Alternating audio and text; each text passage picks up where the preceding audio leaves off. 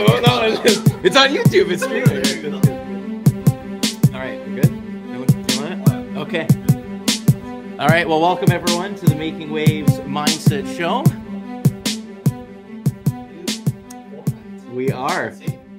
We are live and alive. We are. We have an incredible guest. We have studio lighting and an exciting journey, an exciting person to have on who has literally walked the path that Dave and I have already gone through. So if it's your first time listening to the show, this is where we bring your entrepreneurial mind and expand it. We want you to dream bigger, think bigger, take action. You got to make waves in every aspect of life. And Dave, as you always say. That's it. As I always say, if you're enjoying the show, please click that subscribe button in the middle and the bottom, whatever it shows up on your page. Listen to us on Spotify, on any other Apple podcast and YouTube. Yeah. If you're liking the show, please share it. Share it with everyone else. Yeah. That's how we get the word out there. If you don't like it, as I always say, share it anyways. Yeah. Someone else might get some use out of it and enjoy what we're saying, especially after today. This is a fantastic guest that we brought in who's aligned with Making Waves Mindset. Totally. Who has his own journey to explain to us. And, without further ado, so we don't have an elephant sitting in the room. No, you guys are being too kind. We'll let Richard introduce him. Yeah, wonderful. So we have a friend of mine, Hez Tai, who I got to know, it almost feels like a decade ago. Probably was over a decade ago.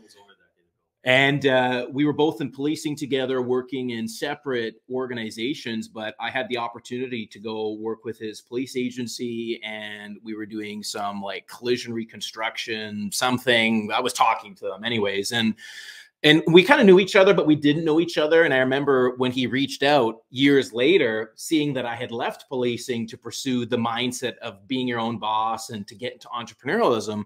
He's like, "Hey, do you remember me? I'm the Asian guy in the room, right?" Yeah, no, there wasn't. It was a small group, and I said, "Yeah, I did remember. Like, I remember you had come in the room, and what's up?" And it just went from there. So because I was always late, right? You were late. I didn't want to say it. I was the last guy walking. He was the last guy walking in the platoon meeting. Yeah. But that's okay. And it's nice to have him here because he's walked a similar journey. So I don't want to take away the thunder. I'd love to have you introduce yourself and talk about, the mindset, who you are, what made you change from working the uniform, the 9 to 5, to being your own boss. So Hez, a pleasure. Go ahead. Sure thing. Thanks for the intro. You guys are being too kind. I'm like all embarrassed, right? But yeah, I mean, like you said, we met in policing a decade ago, and at the time, I was still pretty new, right? But I spent just over 10, 11 years on the job, and eventually I left. I mean, at the end of the day, I still like policing, right? But as many of us can see, right, in the news, media, like so many systematic issues internally. Right? Yes. Yeah. So many things that people don't see from the outside. Yes. So I mean, having go through that and having family, kids, and things like that, I thought it was time to make a change. And also at the time, there were circumstances that that wasn't fair to me, right? Yes. I was constantly being picked on to the point where like I was actually diagnosed with PTSD by my psychologist because of the constant harassment, right? Mm-hmm. And which I have no clue where it stemmed from, but based on some of the gossip, I guess so to speak, from my coworkers, they say like guys are jealous of you, guys didn't like the fact that you were a go-getter and you were always constantly on the top of the stats. Yeah. So I mean, as an Asian person, growing up in an Asian household, your family always teach you, like my parents, right? Always, oh, you guys are not like we're the minorities, right? You gotta work hard, just keep your mouth shut, work hard, and work your way up. And that was my mentality back then, right? Yeah. So I guess certain people, especially in policing, there's a lot of specific characteristics or personalities in it that they took that as an advantage and try to use that, right? Yeah. Hez is always quiet. Hez doesn't fight back. He doesn't say anything back to us. So we're just gonna make whatever up or say whatever, and perhaps overstep him, right? So those are things that I didn't really like. Going in, I was big on the whole brotherhood. I'm a people person, right? Yes. Like I love making relationship. I love meeting new people, right? And I always count on the whole brotherhood thing, right? I look at them as my family. And don't get me wrong, in policing, you still get a couple of good guys, and sometimes, especially if you call for like 1033, like guys just fly over, you hear sirens from every direction. It felt great.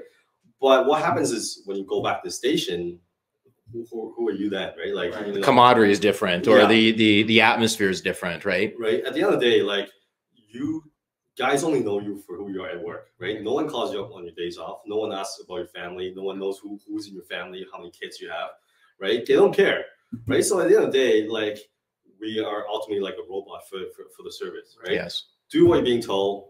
Be quiet. Shut up. Go out there. Do your thing, right? People know you for who you are. Totally. Right, come back, and that's it. Like the only time you see the guys in your platoon is doing the morning briefings, and that's it, right? Like you don't on the roll, they don't come by. Like, they might swing by for a couple minutes, and that's it, right? Oh, you okay? You need help? All right, go. And that's it, right? And then you see them either at the end of shift in the locker, or if you're late or early, like that's it, right? No one cares about you after. So that was partly disappointing for me. Like it wasn't as what I thought in policing. I believe in the meaning of policing, right? Making a change, being fulfilled. But at the end of the day, what is fulfillment for you, right? In your life, like what are you actually making a difference? Yes. Yeah, that's fine. You're catching bad guys, putting them in jail and things like that. But does that actually make a difference out there, right? Because they still have to go through like the judicial system and things like that. So, and then what, next thing you know, they're out there walking, they're out there on bail or whatever, and still breaking the conditions and stuff like that. So really, am I making a difference, right? Like if I really want to make a difference, or truly, I think as a school resource officer or like a teacher, like it all starts from when kids are young. Yes. Right? And you make the change from there. And truly, is there actually bad people out there, right? Maybe they're just doing bad things or making bad decisions because of certain circumstance or family upbringing, or they put into that situation without their choice, right? So at the end of the day, it wasn't fulfilling for me anymore because I want to make changes. I want to make a difference in the world. And my ability to do that was being obstructed with all the other distraction, right? Internally, right? Within the service. And I think, it's important to point out, like, this happens and it's not something that we can shy away from. I give you credit for speaking openly about it because it does happen. It's there, and you're recognizing that you want different fulfillment. You want a different satisfaction because you're not feeling that you as a person with your mindset, your knowledge, your values is really truly being used. And it was like the catalyst to now light bulb changes, flip switches, and you're moving on. I don't think that is specific just to policing, though. Correct. No, for sure. For sure. Hands down. I think what you've experienced is what a lot of people experience when they get into a profession or a job. Yeah. They have an idea in their head where that job is supposed to be. They have an idealistic look at that, looking in from the outside. And then when they get into an organization, they're like hit with a bat in the face. Yeah. They're like, hold on a second. This is not what I this? thought it would be. This is not who people here aren't what I think they should be. Yeah.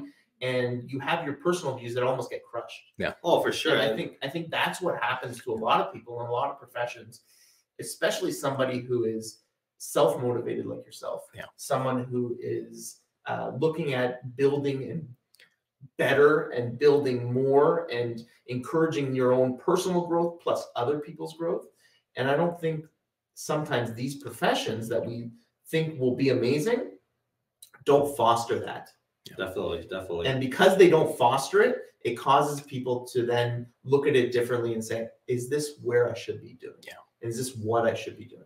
You feel trapped in that fish tank, that aquarium that you want to get out. There's a whole world and you're just not aligning anymore with being inside, For sure. And we get at the time, I felt like I had to be someone else. I had to pretend and put in the front and not be who I am, truly am. True yourself. So that I can play the game, right? So to speak, right? And so like at the end of the day, you feel betrayed because whoever I thought was my friend, right? Like the moment I leave, right? That's it. Like no one reached out to me. No one was defending me. Even like so many things, like for example, like false accusation. But like, given for example, like people automatically assume, or whatever they see in the news or whatever they hear, that's what it is. Yep. Without coming to you, even though they're your friends, they're like, hey, that's what actually happened. Yeah. Is that the truth? Because at the end of the day, we all know there's always a anti-police agenda within the media, right? Yeah, for sure. So if anything little or not even actual fact, it just gets blown out of proportion, and that's it, right? People will fill in with gossip what they don't know. Exactly. And unfortunately, right? Yeah. And the one thing about policing, because we're speaking about policing, there's other professions, like I said, that are very similar, but policing in general is very A personality. Exactly. And when you have A personalities all together in one room, it's a competition. And it's always a competition. Nonstop. And it shouldn't be, right? It should be collaboration.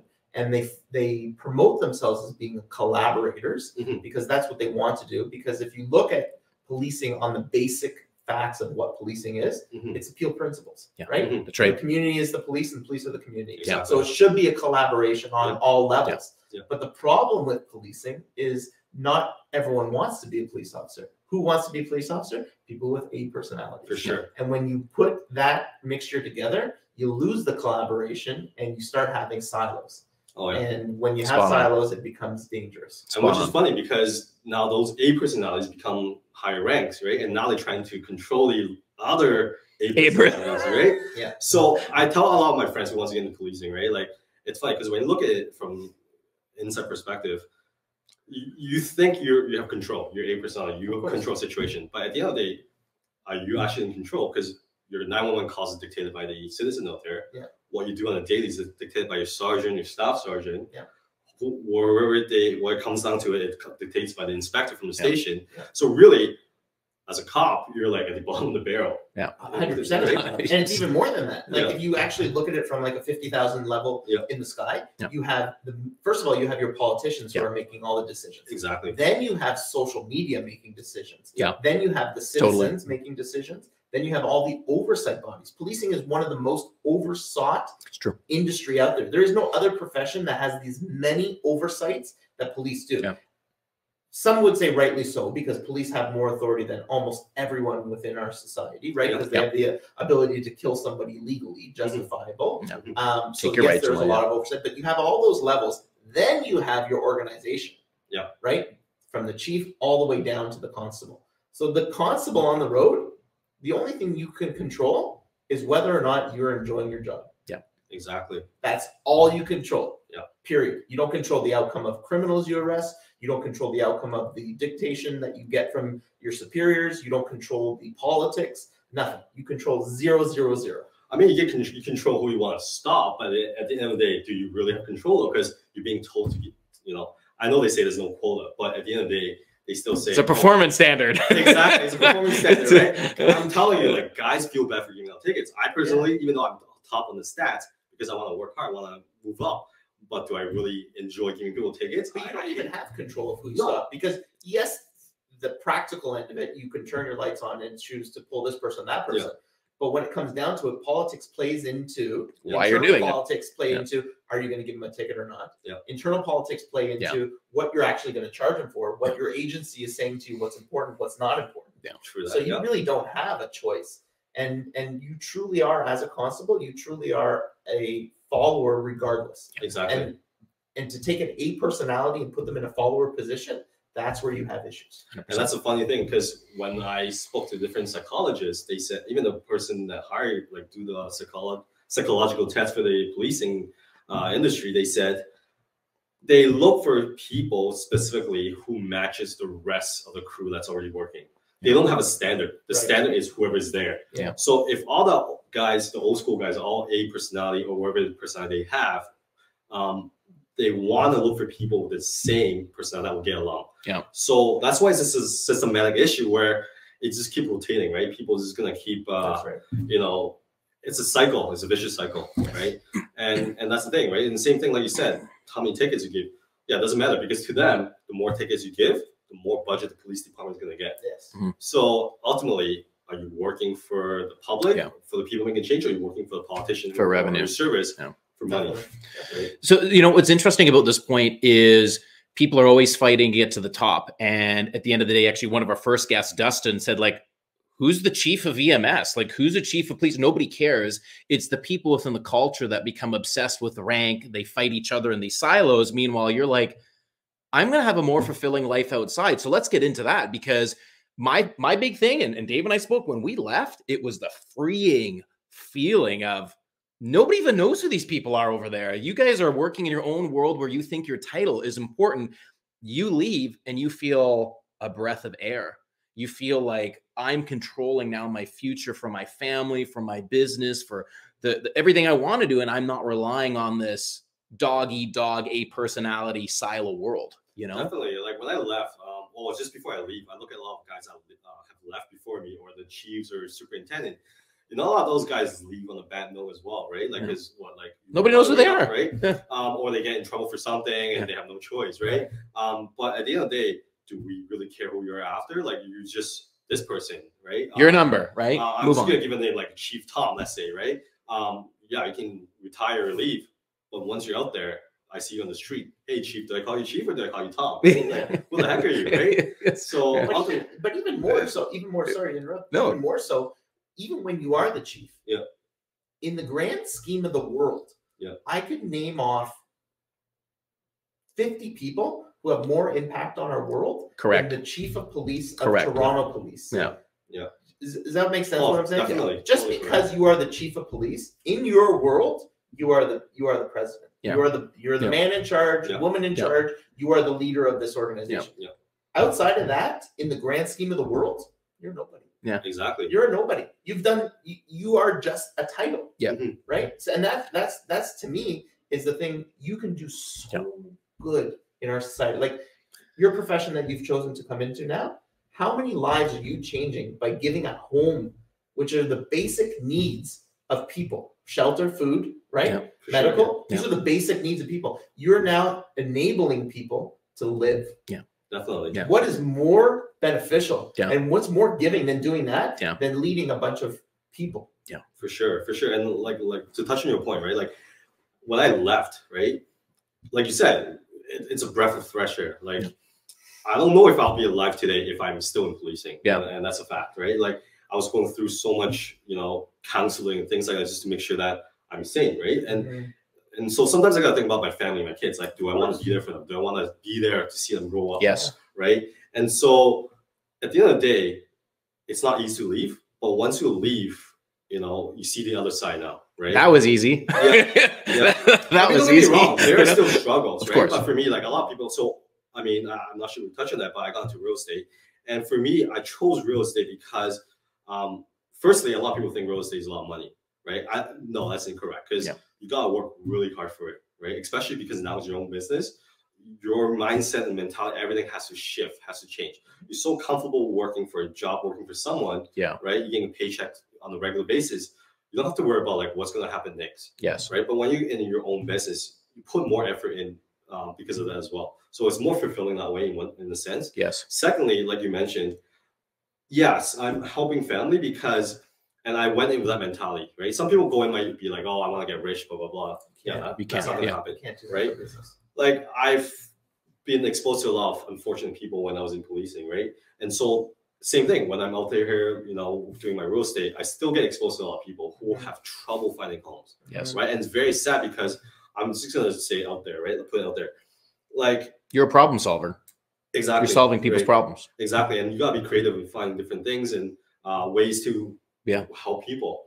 And in society, a lot of times people might not be able to get into a home, right? Especially in the rental market.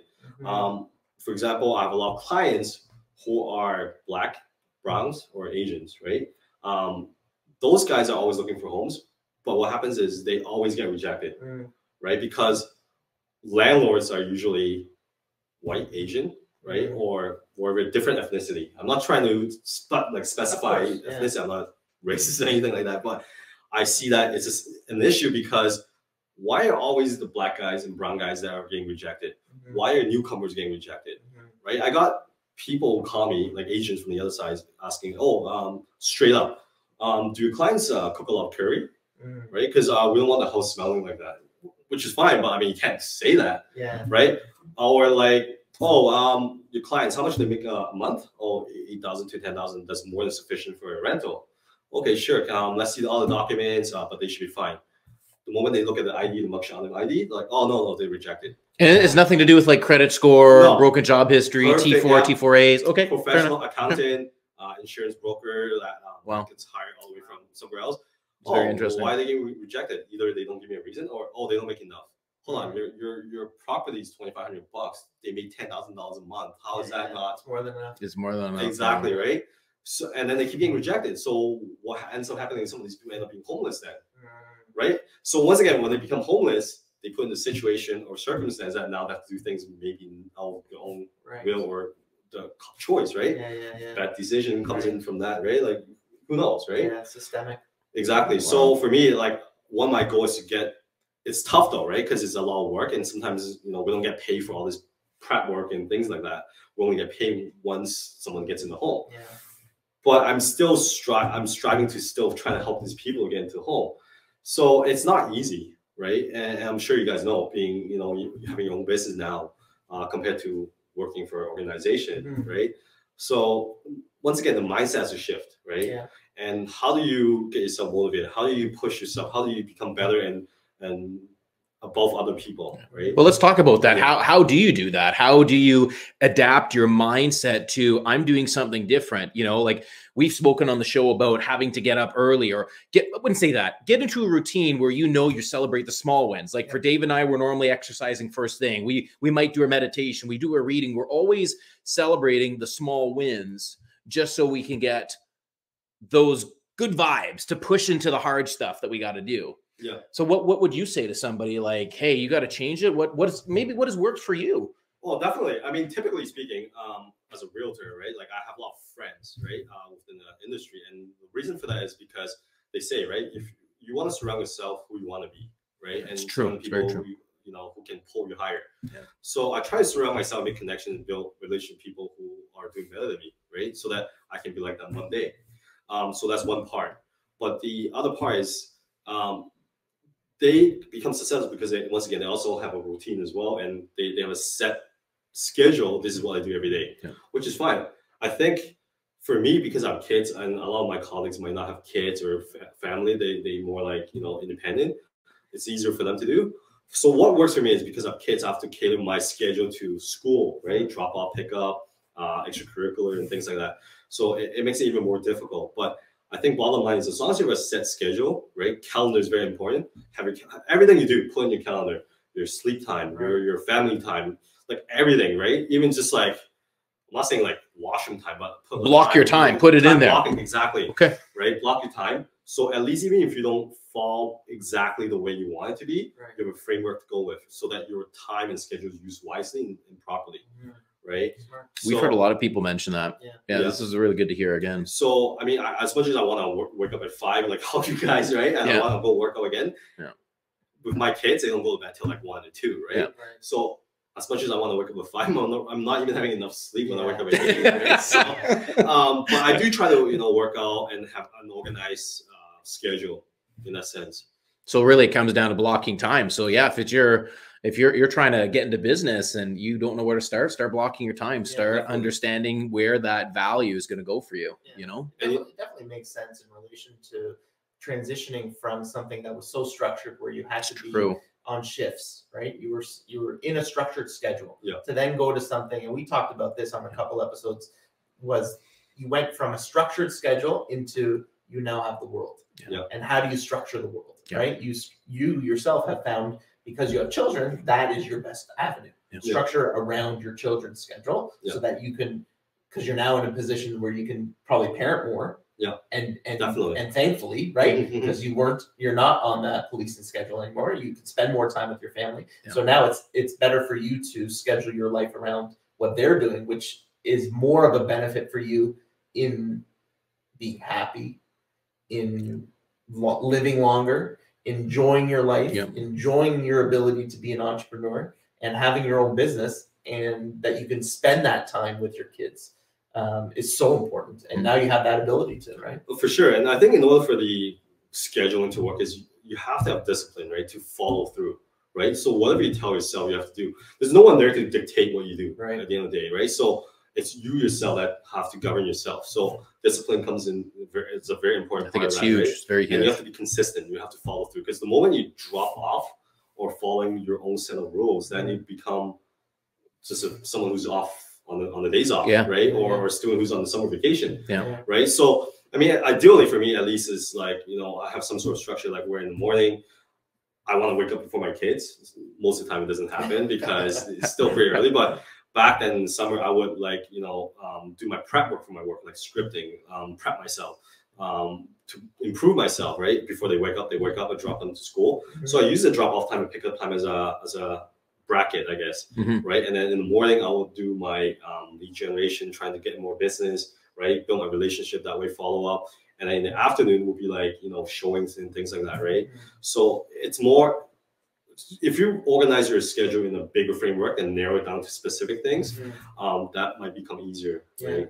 I want to just jump back a little in terms of your transition specifically, and I don't want to harp too much on the reasons why you left, or just how you transitioned it. Like, so you got into real estate, so obviously that was a process, right? So how did you end up transitioning into the real estate environment?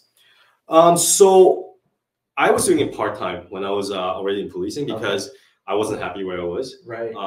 Like I said, I believe in the greater cause, right? I believe in policing. I still love the guys, some of the guys at work. Sure. But I was already planning in my head, right? Like, one day I gotta leave, right? Like, I will leave. Doesn't matter if it's now, 30 years from now, 30.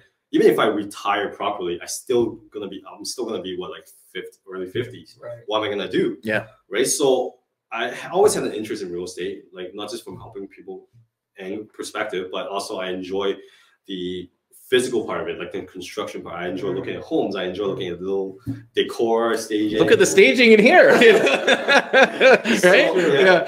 So that was always my interest, and also like photography, videography. So like it was always something in my mind that like, okay, I'm gonna dabble into it. So I got into it while I was in policing, right? I had the money for it, for the training, for schooling. So I started doing it part-time, right? And then so eventually I just said, you know what, like forget it, like, I'm just gonna do it like full-time. And you went full in. Yeah, good for you. So, but full in wise, it wasn't easy, like you said, right? Because it is a transition. Because at first it wasn't easy. It was like, okay, what do I do now? I wake up, I don't have to like wake up at 4 and go into my station and things like that. Like, what do I do now? Right? I can do it wherever the heck I want, right? I can sit there all day. From anywhere in the world. Or you cannot. Exactly. It's true. Or you cannot. Yeah, 100%. Yeah, so as I mentioned before, like surrounding yourself with people who you want to become. So I do have friends who are pretty good at what they do, like within the industry. So I call them up and like, hey, you guys want to mentor me? So I think having a coach or mentor is very important as well, especially in business, right? Because yeah, you can be successful, but at the end of the day, if you want to be successful 10 years from now, or you want to be like 1 year from now or 2 years from now, right? But there is always a learning process though, right? And you just have to make sure that you're willing to learn, humble yourself. And that's one thing with policing and cops, right? Like they alpha males, right? They cheat and everything, and also like they think they know everything. That's right. Right? That's right. They think they're above everybody else, right? And I was guilty of that when I was working. Yeah. Not in that sense, but I wasn't like abusing my power. And like that, but you walk around with chest and like, I'm the popo, right? Like, like, you know. Yeah. So at first, that itself is also a transition, because your personality has to change now, right? Before my wife would be like, you know, you come home, I don't even know who you are. You're like, you just typical cop walk into my house, right? You gotta switch it off. She always like, you gotta switch it off. Yeah. Like, but there's guys who can't do that. No. They'll have the cop haircut with the cop glasses, looking like that 24/7. Because they train you that. That's right. That's right. You go to OPC, and what do they tell you at OPC? You will win. Yeah. You won't lose. Yeah.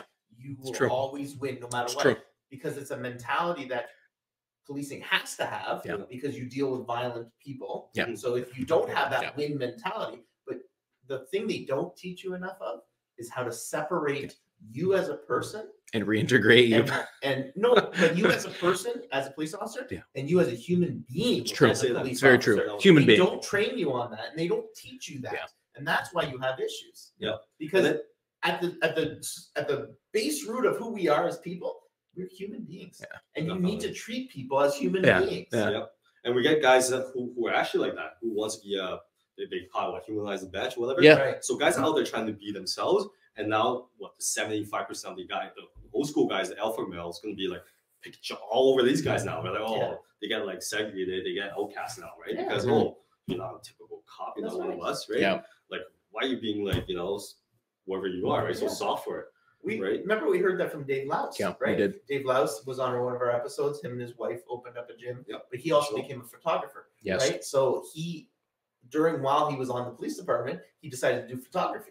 And people were making fun of him. We're like, oh, what is this? This is photography. What are you filming yourself? You know what I mean? They were making fun of him. And now look at him. It's super successful. It's super successful. His photos are on covers of magazines. Like, incredible work the guy does. But yet, back at his job, people were making fun of him because he had an entrepreneurial mindset, because he wanted to be human, because he didn't want to be 9 out of 10 hours in a day a police officer. People were shitting on him for it. And he was a K9 guy too. And usually like the tech guys can't, you don't mess with those guys. And the guys are still making fun of him for that, right? But this is a perfect segue because I think Dave even coined this phrase. It was like, I wasn't the best photographer. I just decided to do something and I took a chance. I took a risk. That's right. And that's what led to his success. He goes, there's photographers 10 times better than me, but they got my attention to where he became very successful. But then it goes into the haters. And I think this is a great segue because, you know, I was sharing with you the other day and Dave and I talk about this. It's the haters. It's the struggle. It's you're doing something different. When I left policing, it's like everyone ghosted me. It's like, this guy's doing something different. He's walking away from what you have to do every day. Why are you like that? And it's frustrating, but you realize that you have so much more that you can give and gain. I don't need your support. I'm going to surround myself by the right people and know that what I'm going to do is going to deliver something of greater benefit for me and my family, you know, and it's the haters that are, you know, they're still chirping away because I hear grumbling and I'm like, I don't care. I don't need to talk to them. I don't need to worry about them. I surround myself with Dave, with Hez, with anybody who has taken risk, not risk of putting on a bulletproof, you know, armor and going to call, but real risk in life where you've left the security of a paycheck and you can handle those. Because for me, I'm calm, cool, collective. I don't need to worry about the A-type personalities. They can be all up and upset that I'm doing something different. So haters, you know. I just want to touch on one thing. Like, and I don't want our listeners and our viewers to think that we're hating on No. Because that is definitely not. Policing will always be a part of me. Policing will be always a part of you. It was the reason why you chose that career. Helping people is very important. Being a police officer is so important in our society. 100%. I would say, to speak for all of us in a second, all of us believe that there should be police out there. 100%. Policing is important, and it's an honorable job. 100%. 100%. And I just wanted to interject to say that because I don't want people to be like, no. Oh, look at these guys. Not at all. No. I think there's a lot of good police officers out there. There's a lot of good work that they do, and it is a very dangerous job, and society has not given them the respect that they used to, and it's changed in that way. But I think, you know, to your point of it's a different mindset. It is. And there are a lot of people who are in that industry who will say you should live and die policing. Yes. And I think that's more what we're speaking of. That's right. Yeah. You don't need to be like that. Yeah. You know, someone taught me back in like the 90s, I was auxiliary with York Region Police, and the staff sergeant in charge of the program said to me, because he had been married for 40 years. Wow. When I met him, and I was thrown off by it. I was like, wow, you have a long marriage in policing, which is the two don't usually go together. Yeah. And I said, how do you do it? And I was engaged at the time. He said, separate yourself. There's police. His name was Mike. There's police Mike, and then there's home Mike. And if you could do that, you'll have a very successful career, and you'll have a very successful life outside of policing. And I think that's the thing that brings on the people who are not able to separate those two are the haters. 100%. Right? Those are the ones who are like, that's a good point. I don't like what you're doing. You shouldn't be doing this. You should be a police officer. You should be alpha, rah, all the time, 24/7. Yeah. How dare you dream bigger? How dare you consider it? I wouldn't bother smile. I wouldn't like laugh at the joke because, hey, I'm the cop 24/7, right? Like something's going to happen. I'm going to jump in and do my thing, right? So that wasn't an issue. But like I said, like, you know, I was proud to be a cop, right? And I still love policing, right? I'm still up to date with what's happening. But like you mentioned, the haters, those are the people that drain your energy, right? Energy vampires. Yeah, exactly, right? You want to be up there because sometimes like you know, when your energy gets drained, like your mindset gets shifted again, then it just pushes you lower, because these people don't want to see you succeed, because now they can, like, you're doing something that they couldn't do, but at the same time, you were willing to find that mentor to help boost you and get you there where they're not willing to do it or something. And I think that's part of the dividing line on why you did it and why you became successful. It's like you recognize that you can ask for help and you don't need to be that tough person anymore. And I think that's critical. That's huge. I think most people that are hating on somebody else for success is an issue with themselves. Yeah. At the end of the day, it's not an issue with you being successful. It's an issue with them not being able to see themselves as successful and comparing themselves, when that's the worst thing you could do. You're comparing yourself to someone who's had success. You don't know what they're doing when you don't see them. It's true. People who I encourage people to do more with their lives and be successful more than I am being successful in my life, because that means you've put in the work. Right? You go to the gym, you lose weight. People don't know, didn't see you at 5 a.m, dying to get out of bed, cold showers, in the gym, sweating your hats off, right? They didn't see all that. They just saw the end result. And they're like, oh, it must be nice to lose weight. Sure, it's true. It's true. It's very true. You can lose weight too if you want, or you can gain weight, or you can gain muscle, or you can. I just use gym as a plain thing, but anyone has the ability to be successful. They just have to put their mind to it. For sure, and that's the thing, right? Like, it's not easy though, right? Like, and you gotta really have the right mindset to get there, because, for example, within my industry, people think, oh, automatically your client's gonna come. No, like, I gotta make thousands of calls, right? I got thousands of people to make maybe like 1 or 2 deals, right? So at the end of the day, like, once again, discipline, consistency, right? Your schedule, everything. And if you're not motivated, you can't achieve anything, right? Like, especially when you have to be self-motivated. It's a common theme early in any job. When we got into investing in real estate, like, we could tell right away who were the agents that were, you know, truly invested and wanting to work with you and weren't just like on one sale a whole year. You knew who the top performers were because they, like you said, lead generation, getting out there, being active, mentoring, surrounding yourself with the right people. And it's quickly determined who is successful in these spaces when you find those people. So, you know, it's a very important point that when you have all of these things come together, you're booking your time, you understand in that bracket, this is Hez, and outside the bracket, it's my kid's time, and you get into a structure, you got the mentor, you're going to succeed because you have the right mindset. You've built the discipline that's needed in order to get where you want to go, which then we've run into those other people that's like, I don't want to work with you, you know? So, and success don't just come overnight, right? You know, you can work your butt off for a year or two, but as long as you keep at it, right, it will come one day, right? It will come. I'll always go back to the gym, because the gym has the basic outline for success. And if you're consistent in what you do inside the gym and outside the gym, you'll be successful in whatever you're trying to do.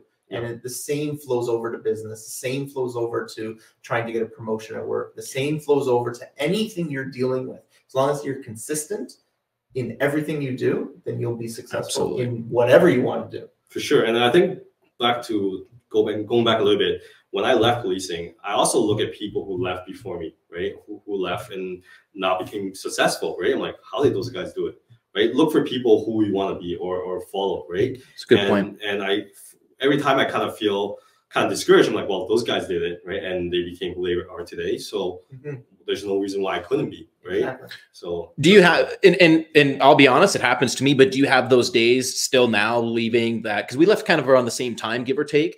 Do you have those days where it's like, you know, like, man, I don't have the energy anymore. You know, do those things still come into mind? And actually, how can you get yourself out of that? You know, what do you do to go, you know, no, so-and-so did it, I can get there. Is that what you rely upon?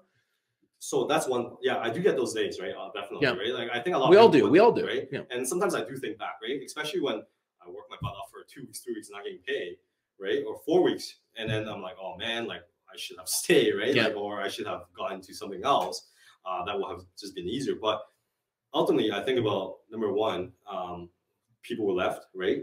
They became successful. Number two, as an entrepreneur, do I have to work as much to make the same amount, right? So, like, for example, last year I made the same amount as what I have done, you know, for an entire year, but only did it for like 4 months. See? Right? So the rest of the time I hung with my family, right? Went on, did things out there, on vacation, whatever, right? Like, you have more time to kind of what's freedom at the end of the day? True. Right? Is it time or is it like money? Right. Yeah. So ultimately, I think it's time. Yeah. Because if you have time, that means you have money, right? Yeah. So so yeah, I rely on looking at people who went before me, right? And also like I like a lot of books could be helpful, right? Like certain mindset books. Good for you. Podcasts like you guys, right? So you guys, right? I have a lot of different podcasts I listen to where people kind of uplift or provide certain direction or reminder, right? So sometimes when I'm down or whatever, I listen to these guys like, oh yeah, that's right. I gotta do this, right? Or sometimes like once again, I surround people who are successful. So then suddenly I give those people a call. I'm like, hey, like what's going on? Like, what's new? Oh, you just made these, just got 2 more deals. Yeah. How'd you do that? Oh, those are all from door knocking. Like, all right, let's go door knocking. Like, that kind of like motivate me, right? Like when I see other people being successful, like I'm not jealous or hating on them, but now it kind of pushed me to start moving again, right? Also show you something that you might not have known. Exactly. Right? Exactly. We're all humble. Yeah. Right? To be humble, you have to understand that you have failures and you have things that you're not good at, and you can learn from others. Exactly. So the fact that you're calling these mentors, good on you, right? Because then you've realized that, okay, hold on, I need a burst of energy. I need to take some energy from them and to get me back to where I want, just like a recharge. For sure, and you're also probably going to learn some stuff when you speak to them. Yeah, and sometimes not necessarily mentors too, right? It could be other colleagues who are successful, right? And within our industry, a lot of people think it's competition, but I call it collaboration. Yeah. Right. So how that works is for me, it's when I'm by myself, I'm like being in a business is lonely, right? You sometimes don't have help and you don't have any co-workers that you work with, right? But at the end of the day, if you have people who you can collaborate with and work with or mastermind with, you don't feel such like as alone as you would, right? And so you can start doing things together. So it becomes more fun, right?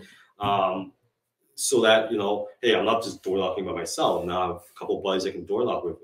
Instead of trying to come up with ideas by myself, hey, let's go for lunch to have a discussion about it, right? And you know what I love about this is, when Dave and I came together to do the Making Waves Mindset show, we weren't so caught up on, the fancy lights and stuff. Like when we started, it was, okay, we're just gonna get this microphone connected and just go.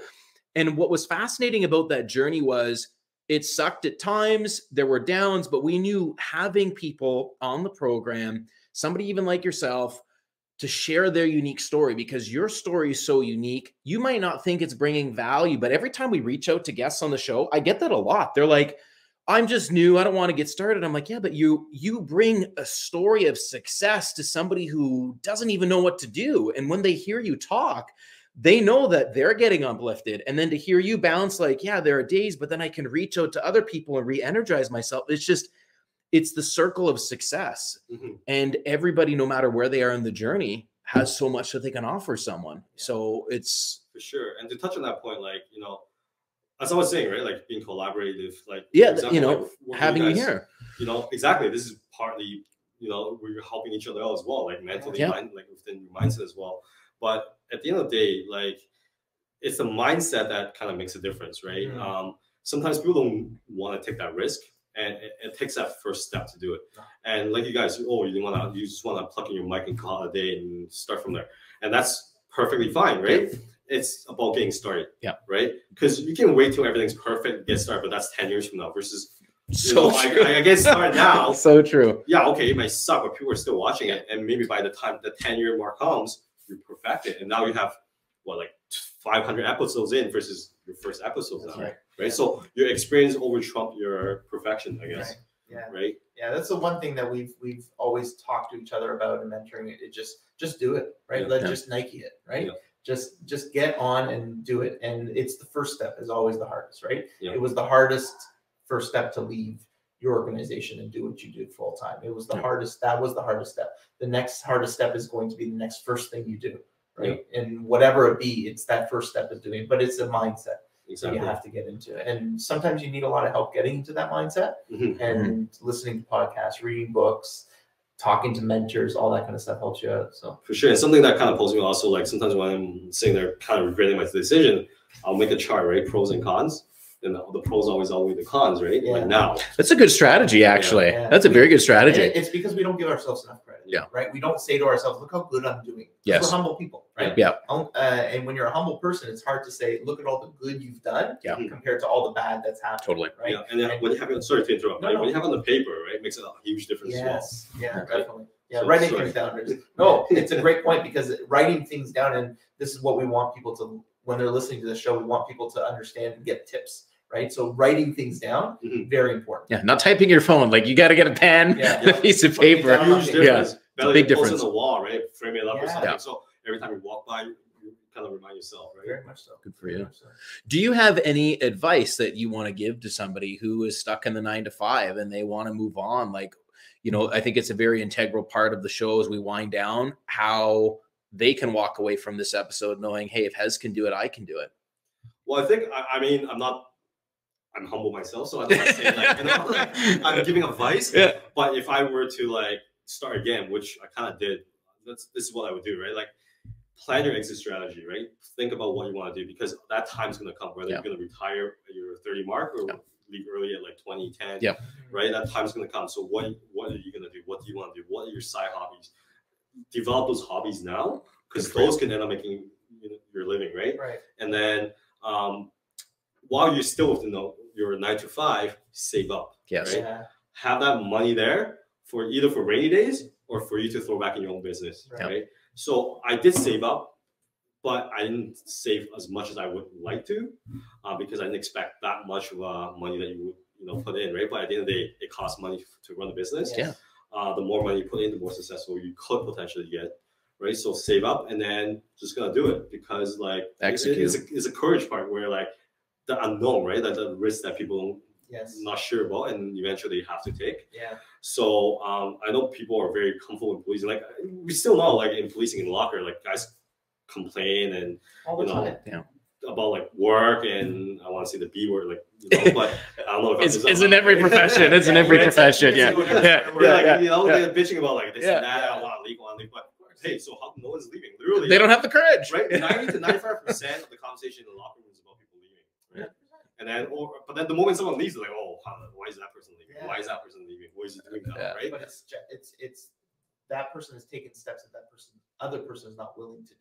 Yeah. And that's what the whole thing is, right? And this is the step that you need to have the courage and the understanding of how to do. Yeah. And as long as you get that backing, then you have the ability to move on. You just need that courage. And that's what I was trying to say earlier. Like, it's the courage. It's the, you put a body armor on, like, yeah, it's risky, but no, you actually had the courage, the risk to take action, dream bigger, and make waves. Like, that's our motto. Like, you did it and left, and they're all sit there scratching their head, working, night shift in the freezing -30 temperature. And you're like, guys, it's easy. Just do it. Just like get going, take action. And when I say finding an exit strategy, partly is also like, all right, maybe you should start going to school now, right? Or you should start studying now. So what I did was, on my night shift, I studied, right, in the car, right? I studied my real estate books and stuff. I had colleagues who took time off and went to school, right? I also went to school as well for paralegal, right? But that's not the path that I ended up taking, right? But you were doing something. You were challenging your mind. Because I want to open up my options now, right? That's good for you. Like if that one part doesn't work, I can try another part. Yeah. But at least I'm falling onto a big cushion versus a little tiny pad, right? And, right? Well, that's what I did. Did the same thing. Yeah. Exactly. I've had discussions recently with one of my friends about leaving that industry and moving on because they're not enjoying it and they're not liking it. So the conversation I've been is find something you like to do and pursue that. Yeah. Because then if you like it and you're enjoying it, then you're not ever going to complain about it because you're going to push hard and hard. Yeah. And most people think they like policing or love policing, but end up still, why are you guys all complaining? Why you guys don't want to leave? Right? You heard it here first. I'm not hating on policing. No, but 100%, because there's people out there who love their job, and you'll never hear them badmouth policing. Yeah, they will never badmouth it. They'll say there's some systematic issues, but I love my job. I come to work every day. I put on the uniform. I love it, and I enjoy it. And that was me for most of my career. That was you for most of your career. That was you for most of your career. But you got to the point where you didn't, and then we made a decision. Let's do something about it. Yeah.